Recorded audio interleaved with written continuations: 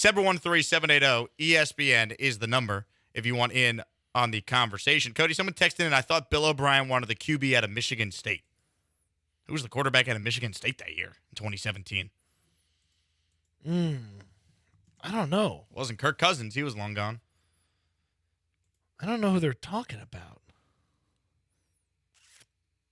Connor Cook? Bill O'Brien wanted Connor Cook. Thank you for the reminder there, Andrew. Brian Hoyer played at Michigan State, and O'Brien eventually got him here. He loved Hoyer. First pass he threw as a Texan was an interception. Some would call that poetic justice. Sometimes you have to laugh to keep from crying when you talk about the Texans. I got something that will cheer you up. Okay.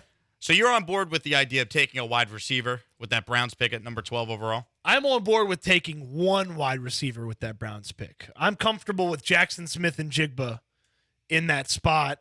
I'm uncomfortable with almost any other wide receiver at 12. So JSN, as he's known as, is your guy. The Ohio State wide receiver. So Brian Hartline is one of the best wide receiver coaches in the country. This guy is always touted as one of the best. You look at the receivers at Ohio State that he's developed, and he gets a tremendous amount of credit for that from his own players. Brian Hartline was a guest on a podcast. You have the name of the podcast? Bussin' with the Boys. Bussin' with the Boys, which is a Barstool Sports podcast. Yeah, so Taylor Lewan and Will Compton, former NFL players. Is Lewan going to play again? Who knows? I don't know. Can't answer that one. I can answer, though, what Hartline said. Take a listen to Brian Hartline talking about potential Texans wide receiver Jaxon Smith-Njigba. Top 3 wide receiver talents that you've coached. Who's number one? I would say Marvin right now. Marvin Harrison Jr. number one. NFL makeup, NFL prototype, right? Yeah. Marvin's that NFL prototype, you know. Okay, so you got Marvin one. Yeah, and then I think, you have to go Jackson. All right, Jackson. And the only reason why I feel very comfortable saying that is because Chris and Garrett chose him as well. So that's their comment on. But like when they were kind of talking about it, I mean, the things he does, he makes me look like a really good coach. And I didn't do anything. He just was himself. It's change of direction. Ball skills are ridiculous. Like, he's going to be very, very, very good in the NFL. So Chris and Garrett is reference to Chris Olave and Garrett Wilson, who were first-round picks coming out of Ohio State a year ago. So we have now had Chris Olave, former teammate, NFL wide receiver, and almost NFL Rookie of the Year. Garrett Wilson, former teammate, NFL wide receiver, and Offensive Rookie of the Year. And now Brian Hartline, who is one of the best wide receiver coaches in the nation and now is the offensive coordinator at Ohio State.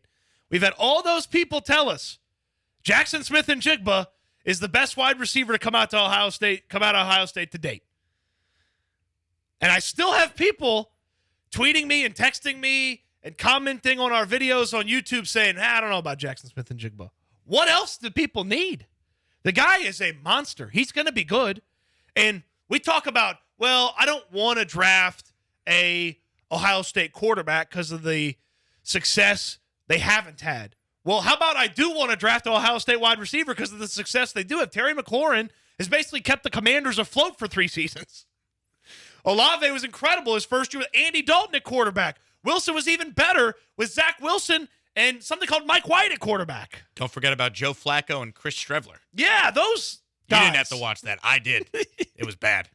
So Jaxon Smith-Njigba, that's the pick at 12 for me. I understand people believe that he's primarily a slot receiver. If you go watch at Ohio State, he lines up outside, he can get open. And I would tell you, if you can get open, you can get open. That's the simple aspect of the wide receiver spot. And he can get deep. I've seen it. I've watched it on Saturdays. He can beat corners. He can beat linebackers. He is an incredible prospect. This team needs wide receiver help. And I would be extremely comfortable and very okay with Jaxon Smith-Njigba at 12. I have a hard time believing he's going to be there at 12. Wow. You think he goes in the top 10? I believe the Titans are absolutely a team that should think about drafting him. I don't think it's out of the question that the Eagles would think about it. The Chicago Bears should absolutely do that. And some of those other teams in the top 10, maybe it gets a little high for 8, 7, 6, something of that nature. But he's a really good talent. He's a really talented wide receiver. And we've now had 3 incredible sources that don't have to say he's the best wide receiver. They don't have to, but they did say he's the best wide receiver come out of Ohio State up to this point. Now, obviously, Marvin Harrison Jr. is going to be better next year. We've talked on this show about how the hype is going to be incredible around him a year from now, how he might go 1-1, depending on who the team is drafting 1-1. That's a conversation for next year. But Jaxon Smith-Njigba, that's my guy at 12.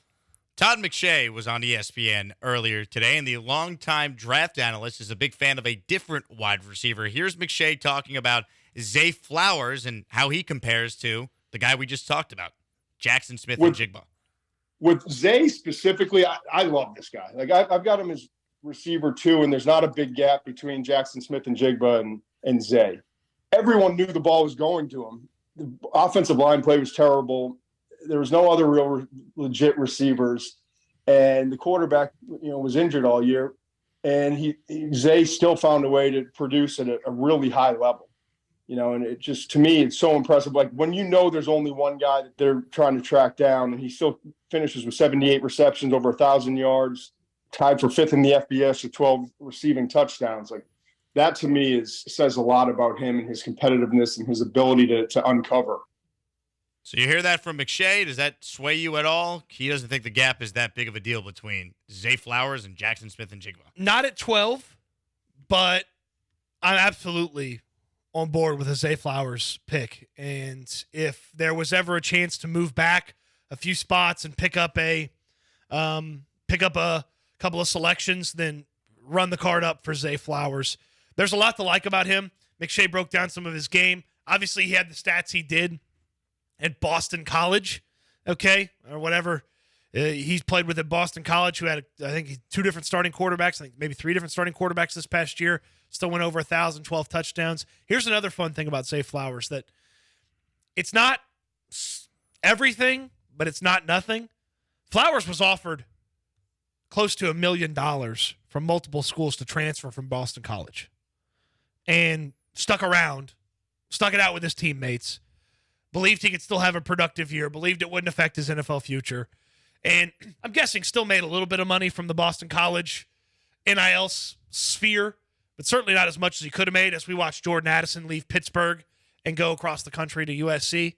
Now, some people might say he was an idiot. He should have gone somewhere else. He could have had an even better year. Maybe he would have been wide receiver 1. I'd like that about that guy, that he'd spent 3 years with all those guys.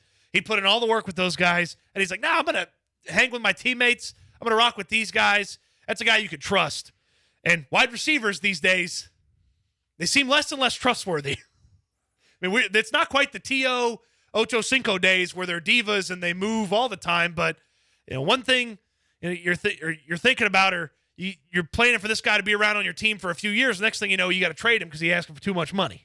Texter wrote in, if we get Young and Jackson in the first round, I'm going to multiple home games this year, and I haven't been to a game in 4 years. So Bryce Young and Jaxon Smith-Njigba, and that guy is going back to NRG. I would say if Jaxon Smith-Njigba is off the board by the time the Texans selected 12, I'd have a conversation about Zay Flowers if I was the Texans. What about moving back and still taking him? Yeah, I mean, there's got to certainly be the team to move back. The tough part about moving back from where the Texans are at 12 is New England, Green Bay, Washington. They could all use a wide receiver. So depending on how far you move back, you expose yourself to Flowers maybe coming off the board. If you feel really good about the guy, if the gap is indeed as small as McShay makes it seem, maybe it is worth using the 12th pick on him if Jaxon Smith-Njigba is already off the board. But wide receiver, I'm absolutely on board with it at 12. If it's JSN, I'll need a little selling if it's Zay Flowers. I'm not on board with Zay Flowers instead of Jaxon Smith-Njigba, but wide receiver at 12, offense in the first round, and then let D'Amico fill in with some other defenders throughout the draft. I'm down for that. We'll go around the league coming up next. Wait till you hear what happened at the Ravens pre-draft press conference earlier today. Let's just say you're not allowed to ask about a certain quarterback that may or may not be the Ravens quarterback for that much longer. We'll get into that and more next. He's Cody Stoots. My name is Jake Asman. BK off today, suspended. Make up your own mind. Thank you so much for your help in making the Wheelhouse the most viewed Houston sports show on YouTube. If you like our show, then please subscribe to my channel for more daily clips from the show. And of course, tune in each and every day to the Wheelhouse on ESPN 97.5 FM or 92.5 FM from 3 to 7 every afternoon.